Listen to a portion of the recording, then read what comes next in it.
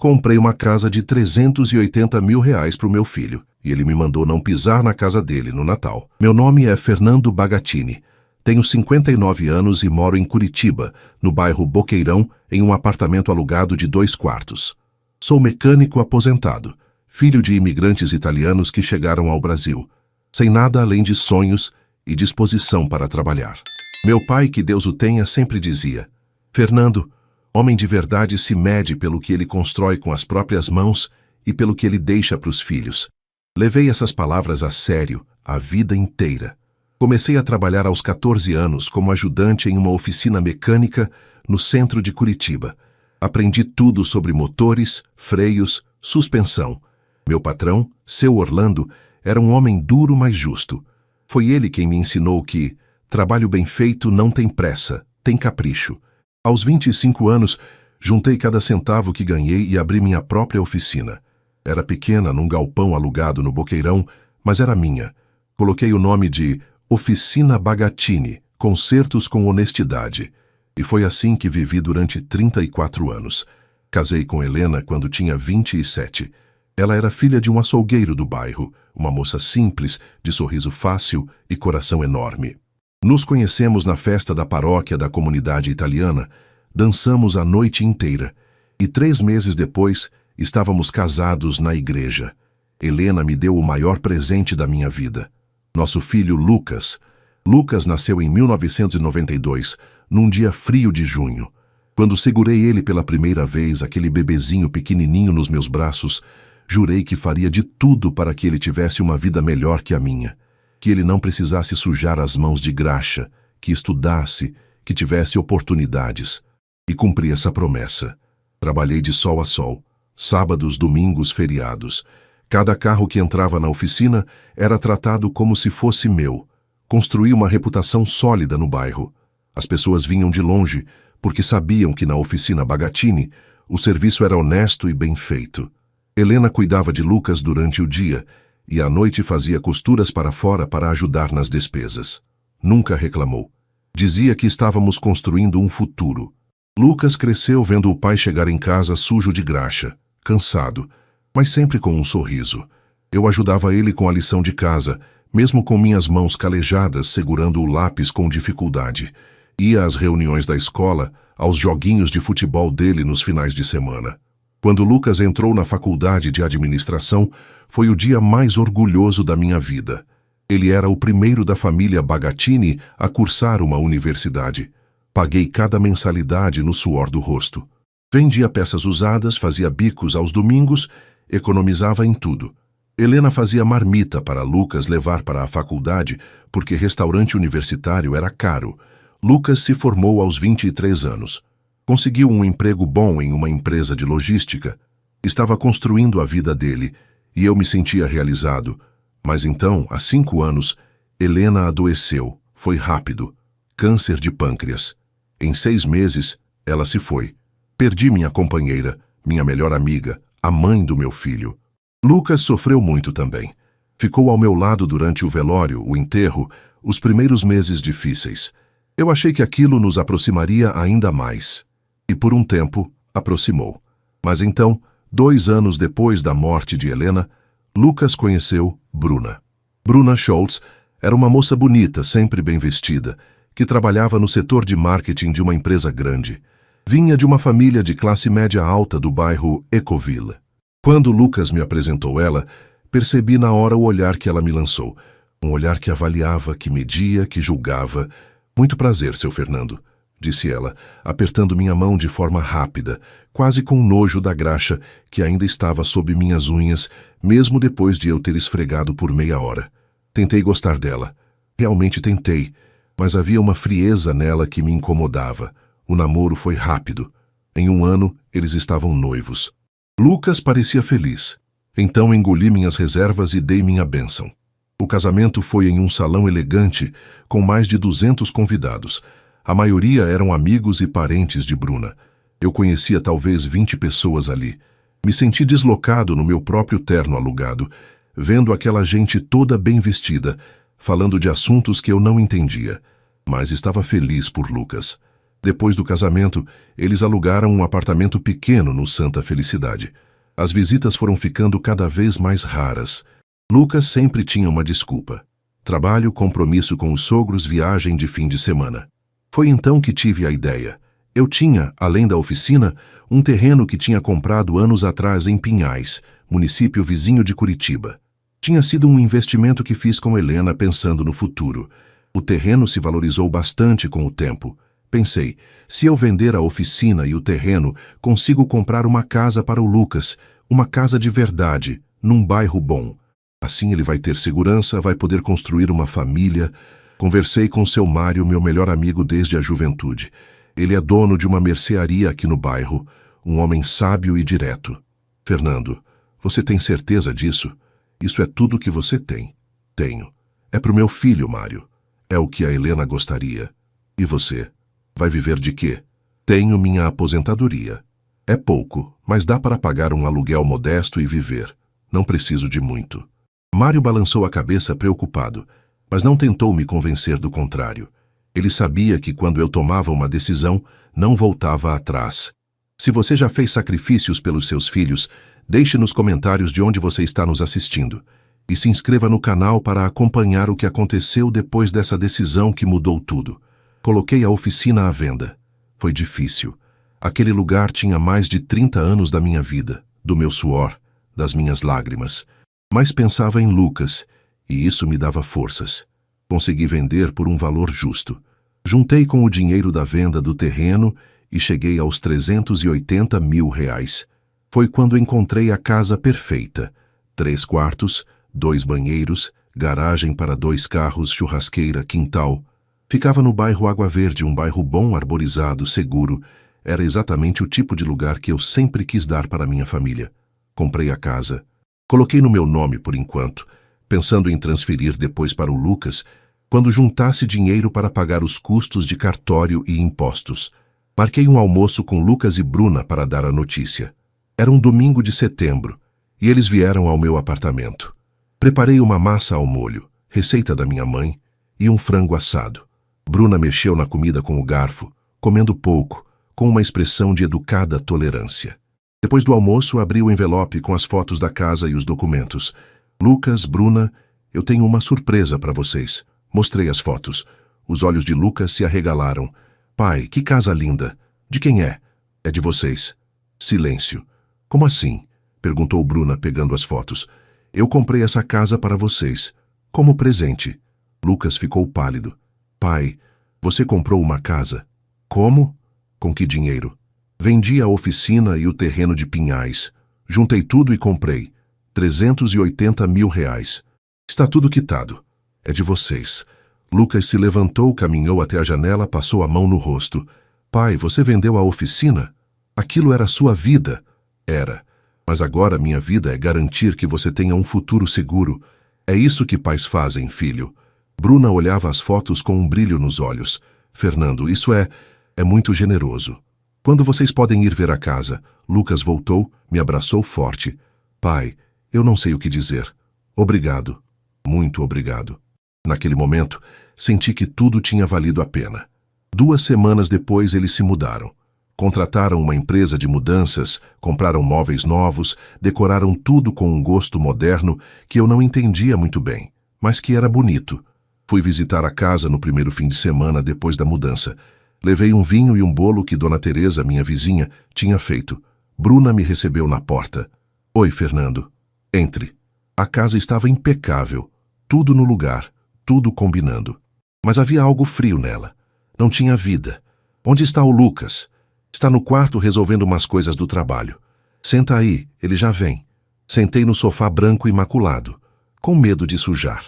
Lucas apareceu 10 minutos depois, de chinelo e bermuda, com o celular na mão. Oi, pai, desculpa a demora. Conversamos sobre amenidades. Ele me mostrou a casa, o quintal, a churrasqueira. Mas havia uma distância, como se ele estivesse cumprindo uma obrigação. Fiquei por 1 hora, tomei um café e fui embora.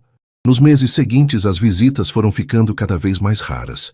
Eu ligava, marcava de ir lá, e sempre tinha uma desculpa. Reforma, visita dos sogros, viagem. Quando eu sugeria que eles viessem me visitar, A resposta era a mesma. Estamos com a agenda cheia, pai. Outro dia a gente vai. Comecei a perceber que algo estava errado, mas não queria acreditar, até que chegou dezembro. Dezembro sempre foi meu mês favorito. Helena enfeitava a casa inteira, fazia rabanada, peru, farofa. O cheiro de Natal enchia nosso lar. Desde que ela morreu, o Natal ficou difícil, mas Lucas sempre passava comigo. Era nossa tradição. No dia 15 de dezembro, liguei para ele, animado. Lucas, filho, tudo bem? Oi, pai. Tudo sim. Eu estava pensando no Natal. Podemos fazer lá em casa, na sua casa nova. Eu levo a ceia, a gente convida o seu Mário, a dona Teresa. Houve um silêncio do outro lado. Pai, sobre isso. Deixa eu te passar para a Bruna. Meu estômago se apertou. Alô, Fernando. A voz dela era fria. Oi, Bruna. Eu estava combinando o Natal com o Lucas. Então, Fernando. Esse ano a gente decidiu passar o Natal só nós dois. É importante criar tradições de casal, sabe? Senti como se tivessem jogado água gelada em mim. Mas é Natal. É família. A gente é família agora, Fernando. Eu e o Lucas. A gente precisa desse momento. Bruna, por favor. É só um dia. Eu não vou atrapalhar. Olha, não vou discutir isso. Já está decidido. Ouvi Lucas falar algo ao fundo. Bruna passou o telefone para ele. Pai. A voz dele estava tensa. Filho, por favor. Não faz isso comigo. Pai. É melhor você não vir esse ano. A gente precisa de espaço. Aquelas palavras caíram sobre mim como pedras. Espaço? Lucas, eu sou seu pai. Comprei essa casa para você. Eu sei, pai. E eu sou grato, mas eu preciso que você entenda. A gente precisa viver nossa vida. E eu não faço parte da sua vida? Silêncio. Pai, não complica. A gente se vê depois do Natal. Lucas. Ele desligou. Fiquei ali parado no meio da sala do meu apartamento alugado, segurando o telefone sem acreditar no que tinha acabado de acontecer. Meu filho, o menino que eu criei, que eu dei tudo, tinha acabado de me expulsar do Natal. Do Natal na casa que eu comprei para ele. Sentei no sofá e, pela primeira vez desde o funeral de Helena, chorei como uma criança. Os dias que antecederam o Natal foram os mais longos da minha vida. Tentei ligar para Lucas 2 vezes. Na primeira, ele não atendeu. Na segunda, atendeu rápido e disse: Pai, estou ocupado. A gente conversa depois. E desligou. Seu Mário percebeu que algo estava errado. Ele me conhece há 40 anos, sabe ler meu rosto melhor do que ninguém. Fernando, o que houve? Estávamos na mercearia dele, uma tarde de quinta-feira. Eu tinha ido comprar pão e café, mas na verdade só queria companhia. Contei tudo. A ligação, a frieza de Bruna, a rejeição de Lucas. Mário ficou vermelho de raiva. Esse moleque está louco? Você deu uma casa de 380 mil para ele e agora ele te expulsa do Natal? Não fala assim do meu filho, Mário. Fernando, acorda. Esse menino está sendo manipulado por aquela mulher e você está deixando. O que eu posso fazer? Ele é adulto, fez a escolha dele. E você vai aceitar isso? Vai passar o Natal sozinho enquanto ele faz festa na casa que você pagou? Não respondi, porque não tinha resposta. Mário suspirou, colocou a mão no meu ombro. Olha, no dia de Natal você vem almoçar aqui comigo e com a Joana. Não vou deixar você sozinho. Joana era a filha de Mário, uma moça boa que sempre me tratou com carinho. Obrigado, Mário, mas eu vou ficar bem. Fernando, eu preciso de um tempo sozinho, para pensar. Na véspera de Natal, Dona Teresa bateu na minha porta. Ela morava no apartamento ao lado. Uma senhora viúva de 62 anos, sempre alegre, sempre cozinhando alguma coisa. Fernando, eu fiz rabanada. Trouxe um pouco para você. Obrigado, Dona Teresa. A senhora não precisava. Claro que precisava. Você vai passar o Natal com o Lucas? Desviei o olhar. Não, ele vai passar só com a esposa esse ano. Ela franziu a testa. Só com a esposa? E você? Vou ficar aqui mesmo. De jeito nenhum, você vem jantar comigo amanhã. Eu faço um peru, a gente... Dona Teresa, a senhora é muito gentil, mas eu preciso ficar sozinho. Por favor, entenda. Ela segurou minha mão, os olhos cheios de pena. Fernando, você é um homem bom demais para esse mundo. Quando ela foi embora, sentei na sala vazia e olhei para o pequeno pinheirinho de plástico que tinha montado em cima da estante. Helena sempre fazia questão de enfeitar a casa toda. Agora, tudo que eu tinha era aquele pinheirinho patético. No dia de Natal, acordei cedo. O apartamento estava silencioso.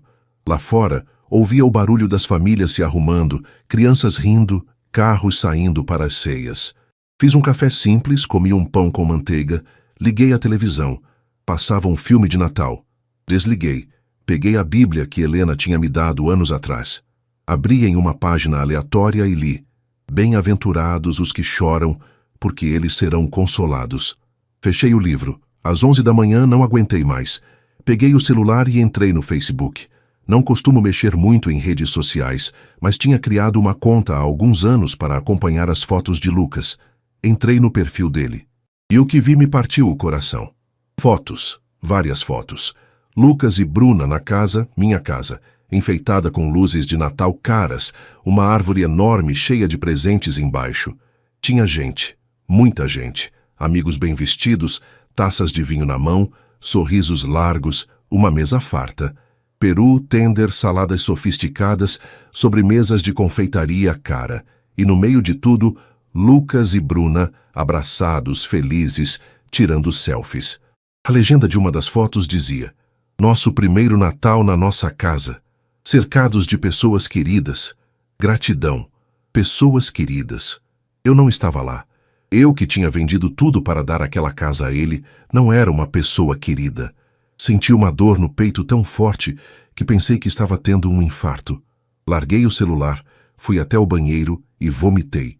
Depois, sentei no chão frio do banheiro e chorei. Chorei pela humilhação, pela ingratidão, pela sensação de que tudo que eu tinha feito na vida não valia nada. Helena, sussurrei. O que eu fiz de errado? Onde eu errei com nosso filho? Fiquei ali, no chão. Por quanto tempo, não sei. Quando finalmente me levantei, lavei o rosto. Olhei no espelho. Vi um homem velho, cansado, de olhos vermelhos. Um homem que tinha dado tudo e ficado sem nada. O resto do dia foi um borrão. Assisti televisão sem prestar atenção. Comi a rabanada que Dona Teresa tinha trazido. Tentei dormir cedo, mas não consegui.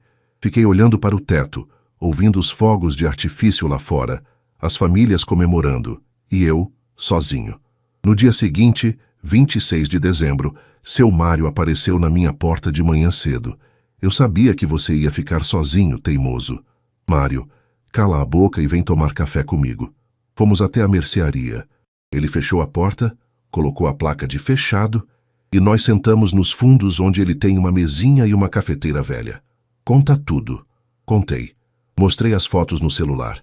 Mário ficou cada vez mais vermelho. Esse moleque é um ingrato. Um moleque mimado e ingrato.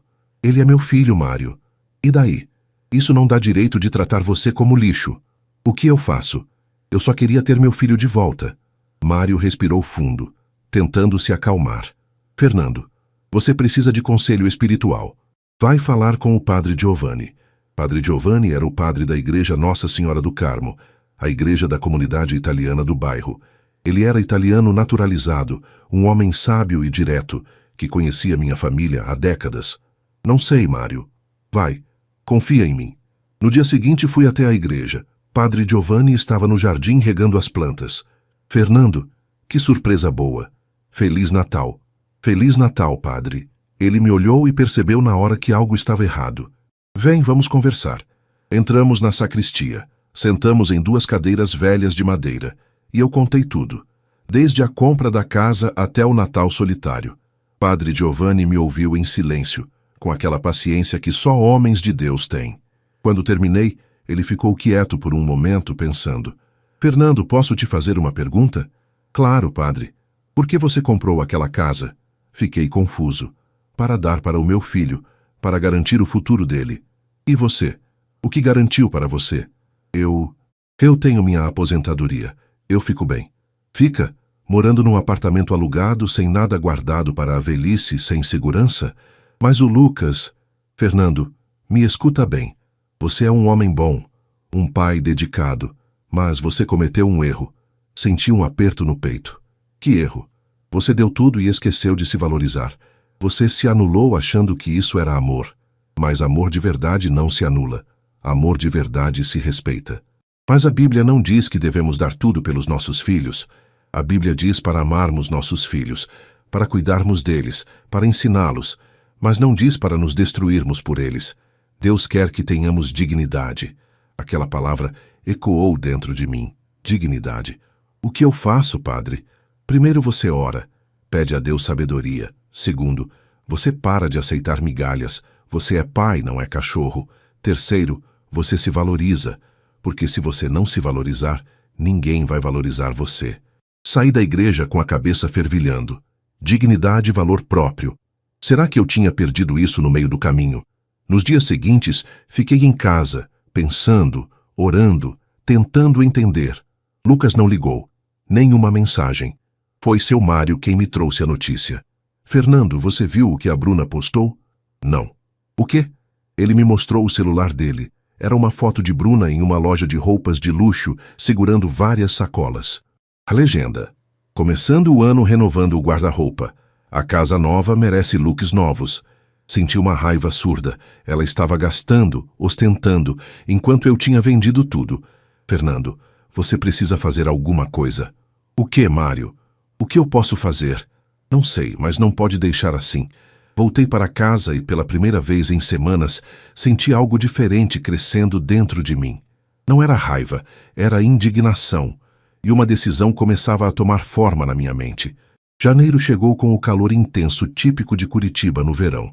As temperaturas passavam dos 30 graus, e o apartamento sem ar-condicionado se tornava um forno durante o dia. Passei as 2 primeiras semanas do ano tentando retomar uma rotina. Acordava cedo, fazia café, caminhava pela praça do bairro, voltava, assistia televisão, dormia cedo. Uma vida vazia, mas era o que eu tinha. Lucas não dava sinal de vida. Tentei ligar 3 vezes. Nas 3, caiu na caixa postal. Mandei mensagens. Filho, tudo bem? Estou preocupado. Sem resposta. Lucas, podemos conversar? Visualizado, sem resposta. Filho, pelo menos me disse está tudo bem. Nada. Dona Teresa percebia meu estado. Fernando, você está emagrecendo. Não está se alimentando direito. Estou sem fome, Dona Teresa. Isso não é desculpa. Vem cá, vou fazer um macarrão para você. Comia por educação, mas a comida não tinha gosto. Foi num sábado, no início de fevereiro, que tudo mudou. Eu estava na mercearia do Mário quando entrou o seu Alberto, um conhecido do bairro que trabalhava como advogado há mais de 30 anos. Fernando, quanto tempo? Seu Alberto, tudo bem? Conversamos sobre amenidades. Mário aproveitou e puxou o assunto. Alberto, deixa eu te fazer uma pergunta. Se uma pessoa compra um imóvel, mas não transfere a escritura, de quem é a casa? De quem está no documento? Se a escritura está em nome de uma pessoa, juridicamente a casa é dela, independente de quem more lá. Meu coração disparou. Mesmo se foi dado de presente, se não houve transferência oficial de propriedade, sim, a casa continua sendo de quem está na escritura. Olhei para Mário. Ele olhou para mim. Fernando, você transferiu a casa para o Lucas? Perguntou Mário. Não, eu ia fazer, mas estava esperando juntar dinheiro para os custos de cartório. É caro. Seu Alberto me olhou com atenção. Você comprou uma casa e não transferiu? Comprei para o meu filho, mas nunca fiz a transferência oficial. Então a casa ainda está no seu nome? Está. Quer dizer que legalmente a casa é sua. Seu filho está morando num imóvel seu. Senti como se alguém tivesse acendido uma luz num quarto escuro. Mas eu dei para ele. Fernando, disse seu Alberto sério, uma doação só é válida juridicamente se houver transferência oficial. Enquanto a escritura estiver no seu nome, você é o dono. E tem todos os direitos sobre o imóvel. Fiquei em silêncio processando aquilo. Seu Alberto, você pode me ajudar com uma coisa? Claro. Quero verificar a situação da casa. Pode fazer isso para mim? Posso sim. Me passa os dados e eu faço uma consulta. Passei todas as informações. Seu Alberto disse que em 2 dias teria uma resposta. Aquela noite não consegui dormir. Ficava revirando na cama, pensando em tudo. A casa era minha. Legalmente minha. Mas o que isso significava? O que eu podia fazer com essa informação? 2 dias depois, seu Alberto me ligou. Fernando, pode vir aqui no meu escritório? Fui até lá com o coração acelerado. Seu Alberto estava sério. Confirmado. A casa está registrada em seu nome, sem nenhuma transferência. Você é o proprietário legal. E agora? Agora você decide o que quer fazer. Você pode transferir a casa para o Lucas, como era sua intenção original, ou pode não transferir. E se eu não transferir? A casa continua sendo sua. Você pode vender, pode alugar, pode pedir para seu filho sair. É seu imóvel. Senti um calafrio. Pedir para ele sair? Sim, legalmente você tem esse direito. Mas, Fernando, isso é uma decisão séria. Pensa bem antes de fazer qualquer coisa. Saí do escritório atordoado. Voltei para casa caminhando, mesmo com o sol quente batendo na cabeça. Helena, murmurei para o céu. O que eu faço? Passei os dias seguintes orando, refletindo, conversando com Padre Giovanni. Padre, eu descobri que a casa ainda está no meu nome. E o que você vai fazer? Não sei. Parte de mim quer transferir, porque era o que eu pretendia. Mas a outra parte sente raiva. Não é raiva, é decepção, tristeza, sensação de injustiça. Fernando, você não precisa decidir agora. Ore mais. Deus vai te mostrar o caminho. Enquanto eu lutava com essa decisão, a vida de Lucas e Bruna continuava. Mário me mostrava, de vez em quando, as postagens deles nas redes sociais, viagens de fim de semana para a praia, restaurantes caros, roupas de marca, e em nenhuma das fotos, nenhuma menção a mim. Era como se eu não existisse. Foi em meados de fevereiro que o telefone tocou. Era Lucas. Meu coração disparou. Fazia quase 2 meses que não falávamos. Alô? Oi, pai. A voz dele estava diferente, tensa. Lucas, filho, como você está? Pai, a gente precisa conversar. Claro, quer vir aqui? Não, é por telefone mesmo. Olha, a empresa onde eu trabalho está passando por uma reestruturação e eu fui rebaixado. Vou ganhar menos. Senti uma pontada de preocupação. Quanto menos? 30% a menos, e com todas as contas da casa está ficando apertado. Contas? Mas a casa está quitada. Sim, mas tem IPTU, condomínio, energia, água, internet. E a Bruna?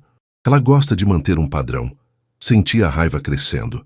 Lucas, você me ligou depois de 2 meses para falar de dinheiro? Silêncio. Não é isso, pai. Então o que é? Por que você não me ligou no ano novo? Não respondeu minhas mensagens. Me ignorou completamente. E agora aparece com um problema de dinheiro. Pai, eu sei que eu errei. Eu sei. Mas agora eu preciso de ajuda. Que tipo de ajuda? Você não tem um dinheiro guardado? Algo que possa me emprestar? Senti como se tivessem me dado um soco no estômago. Lucas, eu vendi tudo que eu tinha para comprar aquela casa para você. Tudo. Minha oficina, meu terreno. Eu não tenho nada além da minha aposentadoria de R$ 1.200 por mês. Eu sei, pai, mas o quê? Você acha que eu tenho dinheiro escondido? Você acha que eu estou nadando em dinheiro enquanto moro num apartamento alugado? Pai, calma. Não, Lucas, eu não vou ficar calmo. Você me humilhou, me excluiu do Natal, me ignorou por 2 meses e agora vem me pedir dinheiro? A Bruna disse que talvez você tivesse alguma economia. A Bruna? A Bruna que passa o dia comprando roupa cara e viajando? É ela que está dizendo que eu tenho dinheiro? Pai, não fala assim dela. Eu falo como eu quiser, Lucas. Acordar. Você está sendo usado. Ele desligou na minha cara. Fiquei ali, tremendo de raiva, segurando o telefone. Mário, que tinha ouvido tudo, eu estava na mercearia dele quando a ligação chegou, veio até mim. Fernando, agora você sabe a verdade. Eles não querem você. Querem seu dinheiro. Ele é meu filho, Mário. E você é pai, não banco. Chega, Fernando. Chega de ser capacho. Aquela palavra me acertou como uma bofetada. Capacho. Era isso que eu tinha me tornado. Voltei para casa naquela noite com a cabeça fervilhando. Sentei na mesa da cozinha e peguei a escritura da casa que estava guardada numa gaveta. Ali estava em letras pretas, Fernando Bagatini, proprietário. Olhei para aquele documento por um longo tempo e, pela primeira vez, pensei seriamente no que seu Alberto tinha dito. A casa era minha, e talvez fosse hora de lembrar isso ao meu filho. Os dias que se seguiram àquela ligação foram de muita reflexão. Eu não conseguia parar de pensar na frieza da voz de Lucas, na forma como ele tinha me ligado, apenas porque precisava de dinheiro, não porque sentia minha falta. Será que eu tinha sido apenas um provedor para ele? Apenas alguém que dava coisas? Conversei longamente com Padre Giovanni. Padre, eu estou pensando em vender a casa. Ele me olhou com atenção. Vender? Sim, a casa está no meu nome. Eu posso vender. Com o dinheiro compro um apartamento pequeno para mim. garantindo minha moradia na velhice. E o resto eu uso para fazer algo de bom. E o Lucas? O Lucas é adulto. Ele trabalha. Ele pode alugar uma casa, como todo mundo faz. Padre Giovanni ficou em silêncio por um momento.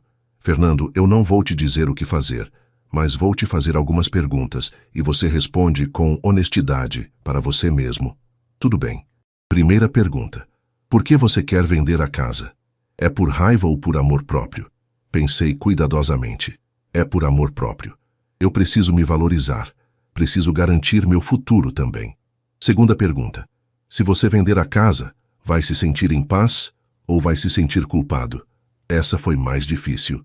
Não sei, padre, mas sei que se eu não fizer nada, vou continuar sendo ignorado e usado. Terceira pergunta. Você está disposto a enfrentar as consequências? Porque vender essa casa vai criar um conflito enorme. Estou, porque a consequência de não fazer nada é continuar morrendo por dentro todos os dias. Padre Giovanni assentiu. Então você já sabe o que fazer. Agora é entre você e Deus. Ore, e quando tiver certeza absoluta, haja. Passei as próximas 2 semanas em oração profunda. Senhor, me mostra o caminho, me dá sabedoria, me dá coragem. E aos poucos, a paz foi chegando. Não era uma paz feliz, era uma paz firme. A paz de quem sabe que está fazendo o certo, mesmo que doa. Procurei seu Alberto de novo. Alberto, quero vender a casa. Tem certeza? Absoluta. E o Lucas? Eu vou avisar ele, mas a decisão está tomada. Está bem, vou providenciar tudo. Conheço alguns corretores de confiança. Em 1 semana, a casa estava avaliada e à venda. O valor de mercado tinha subido. Agora valia R$450 mil. Liguei para Lucas. Ele atendeu no 3º toque. Oi, pai. Lucas, preciso falar com você, pessoalmente. Pai, eu estou muito ocupado essa semana. Não é pedido, Lucas. É necessário. Amanhã, 3 da tarde, aqui no meu apartamento. Você vem. A firmeza da minha voz o pegou de surpresa. Tá bom. No dia seguinte, Lucas chegou pontualmente às 3. Estava de terno, vindo direto do trabalho. Sentamos na sala. Não ofereci café. Não era uma visita social. Pai, o que é tão urgente? Respirei fundo. Lucas, eu vendi a casa. Ele ficou branco. Como assim vendeu a casa? A casa do Água Verde. Está à venda, já tem interessados. Pai, aquela casa é minha. Não, Lucas. Aquela casa é minha. Está no meu nome. Eu comprei, eu paguei, e eu nunca transferi a propriedade. Mas você disse que era para mim. E era. Mas as coisas mudaram. Que coisas? Você mudou, Lucas. Você me excluiu da sua vida. Me humilhou. Me ignorou. E só me procurou quando precisou de dinheiro. Pai, eu posso explicar.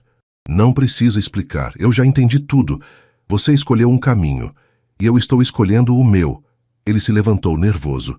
Você não pode fazer isso. Eu moro lá. Eu tenho móveis, tenho vida lá. E você vai ter que encontrar outro lugar para morar. Estou te dando 60 dias. É tempo suficiente para achar um aluguel. 60 dias? Pai, você está louco? Não, Lucas. Estou lúcido pela primeira vez em muito tempo. E a Bruna? O que ela vai dizer? A Bruna que se preocupe com a Bruna. Você que se preocupe com você. Eu vou me preocupar comigo. Lucas começou a caminhar pela sala, passando as mãos pelos cabelos. Eu não acredito que você está fazendo isso. Depois de tudo o quê, Lucas? Depois de eu ter vendido minha oficina, meu terreno, depois de ter dado tudo para você, e você me agradecer me excluindo do Natal? A Bruna disse que era importante a gente criar tradições. A Bruna, você não tem voz própria? Você não tem coração? Ou ela arrancou isso de você também? Ele ficou vermelho. Não fala assim dela. Eu falo o que eu quiser. E vou te dizer mais. Essa mulher não te ama. Ela ama o que você pode dar para ela. E quando você não puder mais dar, ela vai embora. Você não conhece ela. Conheço o suficiente. Vi como ela me olhou desde o primeiro dia. Vi o desprezo nos olhos dela. E vi como ela te transformou num homem que eu não reconheço mais. Lucas ficou em silêncio, respirando pesado. O que você vai fazer com o dinheiro da venda? Vou comprar um apartamento pequeno para mim, garantir minha velhice.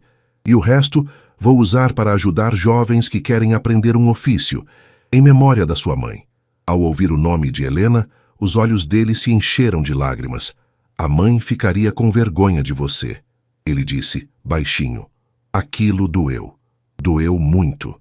Mas respondi com firmeza. Não, Lucas. Sua mãe ficaria com vergonha de você. Ela te criou para ser honesto, grato, respeitoso, e você virou egoísta, ingrato e frio. Ele saiu batendo a porta. Fiquei ali, sozinho, com o coração apertado, mas a consciência tranquila. Tinha feito o que precisava fazer. Agora era esperar. A notícia da venda da casa caiu como uma bomba. No mesmo dia em que Lucas saiu do meu apartamento, ele foi direto contar para a Bruna. Sei disso porque 2 horas depois, meu telefone explodiu de mensagens. Primeiro, uma mensagem de Lucas. Pai, a Bruna está desesperada. Por favor, reconsidera. Depois, mensagens da própria Bruna. A primeira vez que ela me mandava mensagem diretamente. Fernando, não faz isso com a gente, por favor. Fernando, a gente pode conversar? Fernando, responde. Não respondi nenhuma. Na manhã seguinte, sábado, eles apareceram na minha porta. Juntos. Bruna estava diferente. Sem maquiagem elaborada, com o cabelo preso de qualquer jeito, de tênis e calça jeans. Parecia menor sem toda a produção. Fernando, precisamos conversar, disse ela, a voz tensa. Podem entrar. Eles entraram. Lucas ficou de pé, inquieto. Bruna sentou na borda do sofá. Fernando, olha, eu sei que as coisas não foram perfeitas entre a gente, começou ela. Eu sei que eu fui difícil, mas vender a casa é muito drástico. Não é drástico, é necessário. Mas a gente mora lá, a gente tem uma vida lá, e vão ter que construir uma vida em outro lugar. Lucas interveio. Pai, pelo menos espera mais um tempo, me dá 6 meses para a gente se organizar. 60 dias. Já está decidido. Bruna se levantou, agitada. Você não entende, a gente não tem dinheiro para alugar uma casa igual. Vamos ter que ir para um lugar menor, pior, então vão. Assim como milhões de brasileiros vivem. Mas a gente estava acostumado com aquela casa. Pois desacostumem. Ela olhou para Lucas esperando que ele fizesse algo. Mas Lucas apenas desviou o olhar. Fernando, eu peço desculpas, disse Bruna, e parecia que as palavras custavam a sair. Eu errei. Eu fui egoísta. Mas, por favor, não pune o Lucas por minha causa. Não estou punindo ninguém. Estou me valorizando. Como? Tirando a casa do seu próprio filho? A casa nunca foi dele. Era minha. Sempre foi. E agora vou usar o dinheiro dela para garantir minha segurança. Bruna mudou de tática. As lágrimas começaram a escorrer. Fernando, eu estou grávida. O silêncio foi absoluto. Lucas me olhou surpreso. Claramente era uma notícia nova para ele também. O quê? Disse Lucas virando-se para ela. Descobri ontem. Estou de 1 mês. Eu ia te contar hoje, disse ela olhando para Lucas. Depois virou para mim. A gente vai ter um bebê, Fernando. Você vai ser avô. E você quer tirar a casa do seu neto? Senti um aperto no peito.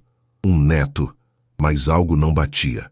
Bruna, se você descobriu ontem, como sabia que estava grávida para usar isso agora? Ela ficou vermelha. Eu suspeitava. Mentira. A voz veio de Lucas. Ele estava pálido. Você não está grávida. Você está mentindo. Lucas, você está mentindo para manipular meu pai.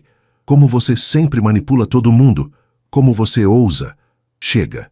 Lucas gritou. E foi a primeira vez que eu vi meu filho enfrentar ela. Chega, Bruna. Chega de mentiras. Chega de manipulação. Ela ficou branca. Lucas, Sai. O quê? Sai da casa do meu pai, agora. Lucas, você está exagerando. Sai!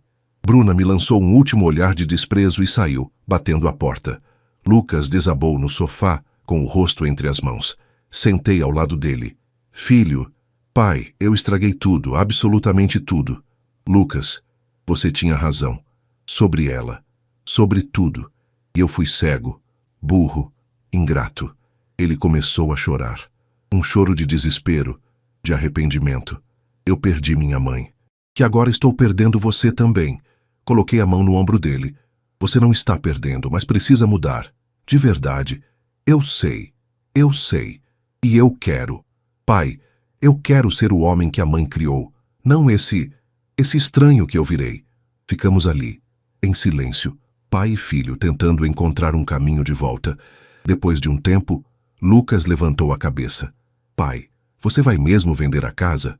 Vou. Ele assentiu. Eu entendo. E eu aceito. Eu mereço. Mas posso te pedir uma coisa? Fala, me deixa te ajudar a encontrar um apartamento bom para você. Quero ter certeza de que você vai ficar bem.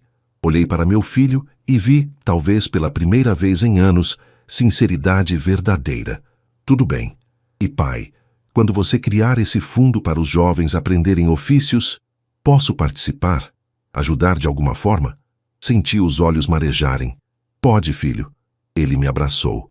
E dessa vez, era um abraço verdadeiro. Eu te amo, pai. E vou passar o resto da vida provando isso. Eu também te amo, Lucas. Naquele momento senti que havia esperança. Lucas voltou para a casa do Água Verde naquela tarde, mas não ficou lá muito tempo. Ele me ligou às 10 da noite. Pai, eu terminei com a Bruna. Filho, não, pai. Foi a decisão certa. Eu abri os olhos. Finalmente. E ela? Ela disse que vai voltar para a casa dos pais. Que eu sou um fracasso, que eu nunca vou dar para ela o que ela merece. E sabe de uma coisa? Ela está certa. Eu nunca vou dar porque o que ela quer não é amor, é dinheiro, status, aparência. Onde você está agora? Na casa ainda. Mas vou sair amanhã. Posso dormir aí no sofá por uns dias enquanto procuro um lugar? Claro, filho. Vem para casa. E assim, Lucas voltou. Não foi fácil. Os primeiros dias foram tensos. Ele chegou com 2 malas e uma expressão de derrota. O apartamento era pequeno para 2 adultos, mas a gente se ajeitou. Ele dormia no sofá-cama da sala. Acordava cedo para o trabalho. Voltava à noite cansado. Nos fins de semana, procurávamos apartamentos pequenos para alugar. Lucas insistiu em dividir o aluguel comigo quando encontrássemos um lugar, mesmo eu dizendo que não precisava. Pai, eu preciso aprender a me sustentar, a ser responsável. Você me mimou demais e eu me acostumei mal. Foram semanas difíceis, mas também semanas de reaproximação. Voltamos a tomar café juntos todas as manhãs. Voltamos a conversar de verdade, sobre a vida, sobre Helena, sobre erros e acertos. Uma noite, enquanto jantávamos um macarrão simples que eu tinha feito, Lucas me contou. Pai, a Bruna me ligou hoje. E? Disse que está arrependida, que quer voltar. Meu coração apertou. E você? Disse não. Pela primeira vez na vida coloquei um limite. E sabe o que ela disse? O quê? Que eu ia me arrepender. Que sem ela eu não sou nada. Ele deu uma risada amarga. Talvez ela tenha razão. Mas prefiro não ser nada sendo eu mesmo do que ser alguma coisa sendo falso. Senti um orgulho imenso dele naquele momento. A casa do Água Verde foi vendida em março. Um casal jovem comprou, por R$440 mil. Com o dinheiro, comprei um apartamento de 2 quartos em um prédio simples, mas bem localizado, pertinho da igreja e da mercearia do Mário. Custou R$220 mil. Quitado. Sobraram 220 mil. Conversei com o padre Giovanni sobre como usar esse dinheiro para honrar Helena e ajudar jovens. Ele me apresentou a um projeto social da paróquia que oferecia cursos profissionalizantes para jovens de baixa renda. Fernando, se você investir esse dinheiro aqui, podemos expandir, criar oficinas de mecânica, elétrica, marcenaria, dar oportunidade para centenas de jovens. É isso que eu quero, padre. Criamos o Fundo Helena Bagatini, Educação e Trabalho. Com o dinheiro reformamos um galpão que a paróquia tinha. Compramos ferramentas, equipamentos, contratamos instrutores. Lucas trabalhou ao meu lado em cada etapa. Nos fins de semana, ia comigo ao galpão ajudar na pintura, na organização. Foi lindo ver meu filho de macacão velho pintando paredes, carregando caixas, sorrindo. Pai, fazia tempo que eu não me sentia útil de verdade, disse ele um sábado, enquanto montávamos uma bancada de trabalho. É bom trabalhar com as mãos, né? É. Me faz lembrar de quando eu era moleque e ia na sua oficina. Você me ensinava a trocar óleo, a verificar freio. Eu amava aquilo. Por que parou? Ele ficou quieto por um momento. Porque a Bruna dizia que era coisa de pobre, que eu precisava ser mais sofisticado. E você acreditou? Acreditei. E me perdi. Mas agora estou me encontrando de novo. A inauguração do projeto foi em maio. Convidamos a comunidade toda. Mais de 100 pessoas apareceram. Jovens interessados, pais, membros da igreja, vizinhos. Padre Giovanni benzeu o espaço. Seu Mário fez um discurso emocionado sobre trabalho honesto. E eu, tremendo de nervosismo, falei ao microfone. Esse projeto é em memória da minha esposa Helena, que sempre acreditou que educação e trabalho são as chaves para mudar uma vida. Ela não está mais aqui, mas seu legado continua, e continuará através de cada jovem que passar por essas portas. Quando terminei, Lucas veio até mim e me abraçou chorando. A mãe estaria tão orgulhosa, pai. E de você também, filho. A vida foi, aos poucos, voltando a fazer sentido. Lucas conseguiu uma promoção no trabalho, não na empresa antiga, mas em uma nova onde ele começou com humildade, num cargo mais baixo e foi subindo por mérito. Ele alugou um apartamento pequeno próximo ao meu, simples, mas dele. E todo domingo, religiosamente, almoçávamos juntos, às vezes na minha casa, às vezes na dele. Foram meses de reconstrução. Não foi fácil. Houve momentos de dor, de saudade de como as coisas eram antes, mas havia algo novo. Havia verdade. E eu havia recuperado não apenas meu filho, havia recuperado minha dignidade. Setembro chegou trazendo o frio de volta a Curitiba. O céu cinza, as manhãs geladas, o cheiro de pinhão assado nas ruas. Eu e Lucas tínhamos voltado a ter uma relação boa. Não era perfeita. Ainda havia feridas em processo de cura, mas era real. O projeto do Fundo Helena estava crescendo. Já tínhamos 15 jovens matriculados nos cursos de mecânica e elétrica.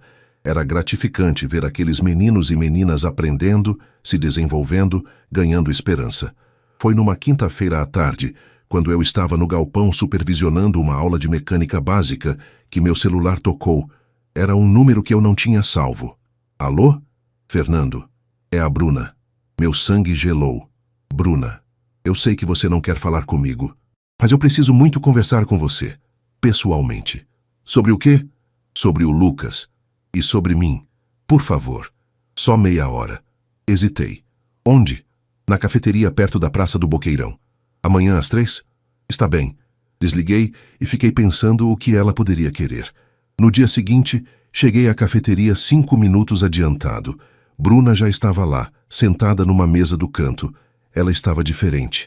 Mais magra, com olheiras profundas, o cabelo mais simples, roupa discreta. Fernando. Obrigada por vir. Sentei em frente a ela. O que você quer, Bruna? Eu queria pedir desculpas. Olhei para ela, tentando identificar se era sinceridade ou manipulação. Desculpas? Sim. Eu errei. Errei muito. Tratei você mal, manipulei o Lucas, fui egoísta, fútil. E agora estou pagando por isso. Como assim? Eu voltei para a casa dos meus pais e está sendo um inferno. Meu pai não para de me lembrar que eu joguei fora um casamento bom, um marido trabalhador. Minha mãe me trata como uma decepção. E eu estou sozinha. Não disse nada, apenas esperei. Fernando, eu sei que não tenho o direito de pedir nada. Mas como está o Lucas? Ele está bem. Trabalhando, focado, reconstruindo a vida dele. Ele está com alguém? Não. E não é da sua conta. Ela abaixou a cabeça. Eu sei. Eu ainda amo ele. Bruna, você nunca amou o Lucas. Você amou o que ele podia te dar. Não é verdade. Então por que só veio atrás dele quando ele te dava casa, carro, viagens? E sumiu quando ele perdeu tudo? Ela ficou em silêncio. Eu estava confusa. Eu fui criada achando que felicidade era ter coisas. Meus pais sempre me ensinaram que status importa, que aparência importa. E eu acreditei. Mas agora eu vejo que estava errada. Você vê ou está dizendo isso porque está sozinha? Ela começou a chorar. Eu não sei, Fernando. Eu realmente não sei. Só sei que eu sinto falta dele. Da vida que a gente tinha. Eu estou tentando mudar. Mudar como? Comecei a fazer terapia. Estou procurando emprego de verdade. Não mais essas coisas de marketing que não levavam a nada. Estou tentando ser uma pessoa melhor. Olhei para ela e pela primeira vez vi algo parecido com vulnerabilidade genuína. Bruna, mesmo que tudo isso seja verdade, não depende de mim. Depende do Lucas. Eu sei. Mas você acha que ele me daria uma chance? Não sei. Mas se for falar com ele, vai ter que ser com humildade de verdade. Sem manipulação, sem drama, com honestidade. Você deixaria eu falar com ele? Eu não controlo a vida dele. Ele é adulto. Mas vou te dizer uma coisa. Se você machucar meu filho de novo, você vai ter que responder para mim. Ela assentiu. Entendo. Saí daquela cafeteria confuso. Não sabia se Bruna tinha realmente mudado ou se era só mais uma artimanha. Contei tudo para Lucas naquela noite. Ele ficou em silêncio por um longo tempo. Ela quer falar comigo? Quer. E você acha que eu deveria? Filho, isso é uma decisão sua. Mas te digo uma coisa. Se for conversar com ela, vá com a cabeça firme. Não se deixe levar por pena ou por saudade. Vá com a razão. Eu vou pensar. 3 dias depois, Lucas me disse que ia encontrar Bruna. Mas só para conversar. Para ter um fechamento. Não para voltar. Eles se encontraram num café. Lucas me contou depois. Bruna chorou. Pediu perdão, disse que estava mudando. Lucas ouviu tudo, agradeceu pela sinceridade, mas foi claro. Bruna, eu te desejo felicidade. De verdade. Mas o que a gente tinha acabou. Eu não sou mais aquele homem que você conheceu. E você precisa descobrir quem você é sem depender de ninguém. Ela aceitou. Foi difícil, mas aceitou. E pela primeira vez, Lucas sentiu que tinha se libertado de verdade. Outubro trouxe as primeiras flores de primavera. Curitiba ficava linda nessa época, com os ipês floridos pintando a cidade de amarelo e roxo. O projeto do Fundo Helena estava indo muito bem. Tínhamos agora 25 jovens, e 3 deles já tinham conseguido emprego através das habilidades que aprenderam. Um deles, Mateus, um garoto de 18 anos que tinha vindo de uma família muito pobre, me procurou um dia. Seu Fernando, eu queria agradecer por tudo. Imagina, Mateus, você que se esforçou. Não. O Senhor me deu uma chance que eu nunca teria. Eu não tinha dinheiro, não tinha nada, e o Senhor acreditou em mim. Vi lágrimas nos olhos dele. Mateus, você sabe por que eu criei esse projeto? Por causa da sua esposa, né? Sim, mas também porque eu sei o que é não ter nada. Meus pais chegaram ao Brasil sem um centavo, e foram pessoas boas que deram chances para eles. Eu estou só passando isso adiante. Ele me abraçou, e eu me emocionei também. Lucas, que estava lá ajudando naquele dia, viu tudo e depois me disse, mas pai, você está mudando vidas. De verdade. A gente está mudando, filho. Você também está aqui. É. E eu nunca me senti tão realizado. Foi nessa época que algo inesperado aconteceu. Uma repórter do jornal local veio fazer uma matéria sobre o projeto. Ela entrevistou a mim, ao padre Giovanni, e a alguns dos jovens. A matéria foi publicada com o título Mecânico aposentado, honra esposa falecida, criando oportunidades para jovens carentes. A repercussão foi enorme. Recebemos doações de ferramentas, de materiais, de dinheiro. Empresas locais entraram em contato oferecendo parcerias. E o projeto cresceu ainda mais. Conseguimos adicionar um curso de marcenaria e um de costura industrial. Dona Teresa, minha vizinha, se ofereceu para ensinar costura para as meninas. Seu Mário doou alimentos para fazermos um lanche para os jovens. A comunidade inteira se uniu. Foi lindo de ver. Mas a maior surpresa veio em novembro. Lucas chegou em casa num sábado com uma expressão estranha. Pai, preciso te contar uma coisa. Meu coração apertou. Quando ele falava assim, eu sempre ficava preocupado. Fala, filho. Eu conheci uma pessoa. Pisquei. Uma pessoa? Uma mulher. Ela é voluntária no projeto. No projeto? Sim. Ela começou a ir lá há umas 3 semanas. Ensina matemática básica para os jovens. Ela é professora. Senti uma alegria crescendo no peito. E a gente conversou bastante. Ela é diferente, pai. Simples, humilde, dedicada, sorriso bonito. E ela me olha com respeito, não com interesse. Como ela se chama? Camila Rodrigues. Tem 30 anos. É professora de matemática em uma escola municipal. E você gosta dela? Ele sorriu meio envergonhado. Gosto, mas estou com medo, pai. Medo de estragar de novo. Lucas, você não é mais aquele homem. Você aprendeu, você cresceu. E se eu não for bom o suficiente para ela? Filho, seja você mesmo. Honesto, trabalhador, humilde. Se ela te quiser assim, é porque é a pessoa certa. Nos fins de semana seguintes, Lucas começou a passar mais tempo no projeto. Ajudando, ele dizia. Mas eu sabia que era para ficar perto de Camila. Eu a conheci numa tarde. Era uma moça bonita, de jeito simples, olhos gentis, sempre com um sorriso nos lábios. Seu Fernando, é uma honra conhecer o senhor. O Lucas fala muito do senhor. Imagina, a honra é minha. Obrigado por ajudar os jovens. Eu amo ensinar, e quando vi esse projeto, soube que precisava participar. Conversamos por alguns minutos. Ela me contou que tinha perdido o pai jovem, que a mãe a criou sozinha com muito sacrifício, que ela entendia o valor do trabalho honesto. Quando ela foi embora, puxei Lucas de lado. Essa moça é especial. É, pai, muito. Então não perde tempo. Vida é curta. Lucas riu. Vou tentar. E tentou. Começaram a sair. Cafés simples, caminhadas na praça, conversas longas. Camila o conheceu de verdade, sem dinheiro, sem casa própria, sem ostentação. Apenas Lucas, trabalhador, humilde, em reconstrução. E ela gostou do que viu. Em dezembro, Lucas a trouxe para jantar em casa oficialmente. Preparei um jantar italiano, receita da minha mãe, polenta com molho de carne, salada, pão caseiro. Camila comeu tudo, elogiou cada prato, ajudou a lavar a louça, conversou comigo sobre Helena, sobre a vida. Quando ela foi embora, Lucas ficou. E aí, pai? O que achou? Achei que você encontrou uma mulher de verdade, que te ama pelo que você é, não pelo que você tem. Ele sorriu feliz. Eu também acho, pai. Então segura ela e trata ela bem. Vou tratar, prometo.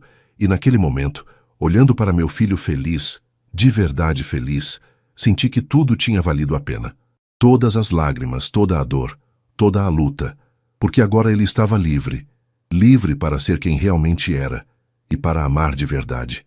O ano de 2024 terminou de forma muito diferente de como tinha começado. No Natal daquele ano, tivemos uma ceia linda em meu apartamento. Estavam presentes eu, Lucas, Camila, seu Mário, Dona Teresa, Padre Giovanni e alguns dos jovens do projeto que não tinham família para passar a data. A mesa estava farta, nada luxuoso, mas feito com amor. Peru assado, farofa, arroz à grega, salada, rabanada. Lucas fez questão de fazer um brinde. Eu quero agradecer a Deus por este ano. Foi o ano mais difícil da minha vida, mas também o mais transformador. Perdi coisas materiais, mas ganhei algo muito mais valioso. Ganhei meu pai de volta. Ganhei a mim mesmo de volta. E ganhei a oportunidade de amar de verdade. Ele olhou para Camila, que sorriu emocionada. Feliz Natal a todos. Todos brindaram e foi uma noite de muita alegria. Quando todo mundo foi embora e ficamos só eu e Lucas arrumando a cozinha, ele me disse: Pai, eu quero pedir a Camila em casamento. Meu coração se encheu de felicidade. Filho, quando? No ano novo, na virada. Eu vou levar ela para a praça onde a gente teve nosso primeiro encontro de verdade e vou pedir. Você tem certeza? Absoluta. Ela é a mulher da minha vida, pai. Eu sei disso. Então você tem minha bênção e todo o meu amor. No dia 31 de dezembro, Lucas estava nervoso como eu nunca tinha visto. Pai, e se ela disser não? Ela não vai dizer não, filho. Confia. E se eu estragar tudo? Você não vai estragar. Seja você mesmo, sincero. Ele saiu de casa às 11 da noite, todo arrumado, com o anel no bolso. Eu fiquei acordado, ansioso, esperando. À 00:15, meu celular tocou. Era uma videochamada de Lucas. Atendi. Ele estava na praça, com Camila ao lado dele, os dois sorrindo, chorando. Pai, ela disse sim. Camila apareceu na tela mostrando a mão com o anel. Um anel simples de prata, que Lucas tinha comprado com o próprio salário. Seu Fernando, eu vou ser sua nora. Bem-vinda à família, minha filha. Chorei de felicidade. Meu filho tinha encontrado o amor de verdade. Os meses seguintes foram de preparativos. Lucas e Camila decidiram fazer um casamento simples na igreja, com recepção no salão da paróquia. Nada de luxo, pai. Queremos algo com significado, não com ostentação, disse Lucas. Ofereci ajuda financeira, mas Lucas recusou. Não, pai. Dessa vez eu vou fazer tudo com meu próprio dinheiro, com dignidade. Fiquei orgulhoso. O casamento foi marcado para abril, e eu ajudei no que pude. Decoração, organização, convidados. Camila era uma noiva tranquila, sem frescuras. Escolheu um vestido bonito, mas simples, comprado em uma loja popular. Seu Fernando, eu não preciso de um vestido de 10 mil reais para ser feliz. Preciso do Lucas ao meu lado. O resto é detalhe. Essa moça tinha conquistado completamente meu coração. Uma semana antes do casamento, Lucas me procurou. Pai, eu queria te pedir uma coisa. Fala, filho. Você aceita ser meu padrinho? Senti os olhos marejarem. Filho, eu seria honrado. E eu queria que você me levasse até o altar, no lugar da mãe. Dessa vez, não consegui segurar as lágrimas. Seu mãe estaria tão feliz, Lucas. Eu sei. E eu sinto ela perto, pai. Sinto que ela está vendo tudo. Ela está, tenho certeza. No dia do casamento, acordei com o coração acelerado. Vesti meu terno, o mesmo que tinha usado no casamento dele com Bruna, mas dessa vez com um sentimento completamente diferente. A igreja estava linda, decoração simples com flores brancas e amarelas. Camila estava radiante. O vestido simples realçava sua beleza natural. Lucas estava nervoso, mas feliz. Quando a música começou e Camila entrou, acompanhada pelo padrasto, o pai tinha falecido. Vi meu filho chorar de emoção pura. A cerimônia foi emocionante. Padre Giovanni falou sobre amor verdadeiro, sobre construir uma família baseada em respeito e fé. Quando Lucas e Camila trocaram os votos, não havia um olho seco na igreja. Camila, você me ensinou que eu posso ser amado pelo que eu sou. Prometo te respeitar, te honrar e construir uma vida simples, mas cheia de amor ao seu lado. Lucas, você me mostrou que homem de verdade existe. Prometo estar ao seu lado nas alegrias e nas dificuldades e amar você todos os dias da minha vida. Quando o padre os declarou marido e mulher, a igreja inteira aplaudiu. A recepção foi linda. Comida boa, música ao vivo, gente feliz. Lucas me puxou para dançar. Obrigado, pai, por tudo, por não ter desistido de mim. Eu nunca desistiria, filho. Eu sei. E agora eu vou ser um marido que você possa ter orgulho. E um dia, um pai que vai criar meus filhos com os valores que você me ensinou. Você já é motivo de orgulho, Lucas. Aquela noite foi mágica. E quando tudo acabou e os noivos foram embora para a lua de mel, um fim de semana simples em uma pousada na serra, voltei para casa com o coração em paz. Meu filho estava feliz. Meu filho estava inteiro.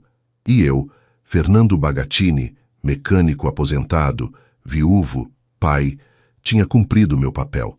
Tinha ensinado meu filho o que realmente importa. Não é ter, é ser. 2 anos se passaram desde o casamento de Lucas e Camila. Muita coisa mudou nesse tempo. O Fundo Helena Bagatini cresceu de forma que eu nunca imaginei. Agora tínhamos parcerias com 3 empresas grandes de Curitiba que contratavam nossos jovens formados. Mais de 100 jovens já tinham passado pelos nossos cursos e a maioria estava empregada. Mateus, aquele garoto que me agradeceu anos atrás, agora era instrutor de mecânica no próprio projeto. Ele voltou para ensinar outros jovens como ele. Lucas e Camila estavam vivendo em um apartamento pequeno, mas aconchegante. Ele tinha sido promovido novamente no trabalho. Ela continuava dando aulas na escola municipal e ajudando no projeto aos fins de semana. E eu estava vivendo uma fase de paz que nunca tinha experimentado antes. Meu apartamento era simples, mas era meu. Quitado, seguro. Tinha meus amigos. Seu Mário, Dona Teresa, Padre Giovanni, os jovens do projeto. Tinha minha rotina. Acordar cedo, ir à igreja, trabalhar no projeto, almoçar com Lucas aos domingos. E tinha, finalmente, dignidade. Foi numa tarde de setembro, quase 3 anos depois de tudo ter começado, que recebi uma ligação inesperada. Alô? Fernando, é o Alberto. O advogado, tudo bem? Tudo, Alberto. E você? Bem, olha, eu recebi uma ligação hoje que você precisa saber. Meu coração acelerou.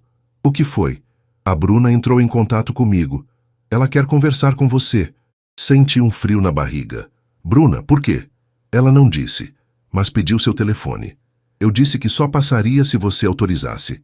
Fiquei em silêncio, pensando. Pode passar, Alberto. Vamos ver o que ela quer. 2 horas depois, Bruna me ligou.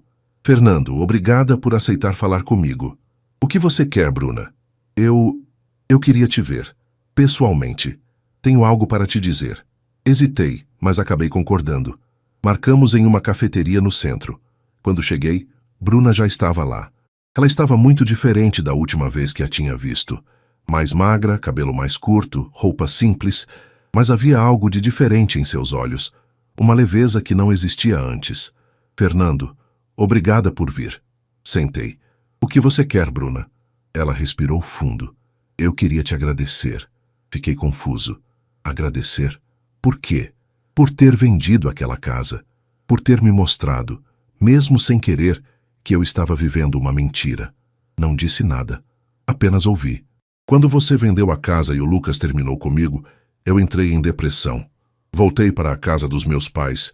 Me senti um fracasso total. Mas foi o melhor que aconteceu comigo. Como assim? Comecei a fazer terapia, de verdade, e comecei a enxergar quem eu realmente era. Uma pessoa vazia que só valorizava coisas superficiais, que usava pessoas, que nunca tinha amado de verdade. Ela limpou uma lágrima que escorreu. Fiquei quase 1 ano em terapia. Depois comecei a fazer trabalho voluntário, em um abrigo de crianças. E foi lá que eu entendi o que é ter propósito de verdade. E agora? Agora eu trabalho no abrigo. Não ganho muito, mas é o que me faz feliz. Conheci um homem lá, um assistente social. Simples, dedicado, de coração enorme. A gente está namorando há 6 meses. E pela primeira vez, Fernando, eu estou amando alguém de verdade. Pelo que ele é, não pelo que ele tem. Senti uma emoção estranha, uma mistura de alívio e alegria. Fico feliz por você, Bruna. Fernando, eu sei que eu estraguei tudo, que eu machuquei você e o Lucas, e eu queria pedir perdão, de coração. Olhei para ela e vi sinceridade verdadeira. Eu te perdoo, Bruna, e desejo felicidade para você. Obrigada. E como está o Lucas? Ele está feliz, casado com uma mulher incrível, trabalhando, construindo uma vida digna. Ela sorriu com lágrimas nos olhos. Ele merece. Ele sempre mereceu. Eu que não conseguia ver. E agora você vê. Agora eu vejo. Nos despedimos com um abraço. E eu saí daquela cafeteria com o coração em paz. Até Bruna tinha encontrado seu caminho. 1 semana depois, Lucas e Camila me chamaram para jantar em um restaurante. Era estranho, porque normalmente a gente comia em casa. Mas eles insistiram. Quando cheguei, eles estavam nervosos, sorrindo. Pai, a gente tem uma notícia. Meu coração disparou. Que notícia? Camila segurou a mão de Lucas e disse com os olhos brilhando. A gente vai ter um bebê. Senti as pernas fraquejarem. Segurei na mesa. Um bebê? Vocês vão ter um filho? Vamos! Você vai ser avô, pai! Comecei a chorar. Ali mesmo, no meio do restaurante. Meu Deus, meu Deus! Lucas se levantou e me abraçou. A gente queria que você fosse o padrinho. Eu seria honrado, muito honrado. Camila também me abraçou. Seu Fernando, esse bebê vai ter o melhor avô do mundo. Naquela noite voltei para casa caminhando mesmo com o frio. Olhei para o céu estrelado e sussurrei. Helena, você está vendo? A gente vai ter um neto. Nosso Lucas vai ser pai. E eu sei que ele vai ser um pai incrível porque aprendeu com você. Senti uma paz profunda. Tudo tinha feito sentido. A dor, a perda, a humilhação, a luta, tudo tinha me levado até ali, até esse momento de plenitude. 6 meses depois, no dia do nascimento do meu neto, eu estava na sala de espera do hospital, nervoso como nunca. Seu Mário estava comigo, assim como Dona Teresa e Padre Giovanni. Quando a enfermeira saiu e disse, é um menino, mãe e bebê passam bem, eu desabei em lágrimas. Lucas saiu da sala com o bebê nos braços e veio até mim. Pai, conhece seu neto, Roberto Fernando Bagatini. Peguei aquele bebezinho nos braços, olhei para aquele rostinho pequenininho e senti como se o tempo tivesse fechado um círculo. Roberto, o nome do meu pai. O nome que Helena sempre disse que seria o nome do nosso neto. Bem-vindo, Roberto, sussurrei. Seu avô e sua avó estão muito felizes. Camila da cama sorriu. Seu Fernando, o senhor vai ensinar ele tudo que ensinou para o Lucas, né? Vou ensinar ele sobre trabalho honesto, sobre dignidade, sobre amor verdadeiro. Lucas colocou a mão no meu ombro. Obrigado, pai, por tudo, por ter me ensinado o que realmente importa, por não ter desistido de mim, por ter me mostrado que a gente colhe o que planta. Olhei para meu filho, para minha nora, para meu neto, e soube que tinha cumprido minha missão. Não era sobre a casa de 380 mil, não era sobre dinheiro, sobre bens materiais. Era sobre valores, sobre caráter, sobre amor verdadeiro. E esses eu tinha plantado fundo no coração do meu filho. E agora ele plantaria no coração do filho dele. A colheita estava completa e era abundante. Obrigado por acompanhar essa jornada. Se essa história tocou seu coração, deixe nos comentários de onde você está nos assistindo e compartilhe com alguém que precisa ouvir essa mensagem de dignidade e amor verdadeiro. Inscreva-se no canal para mais histórias que vão tocar sua alma. Que Deus abençoe você e sua família.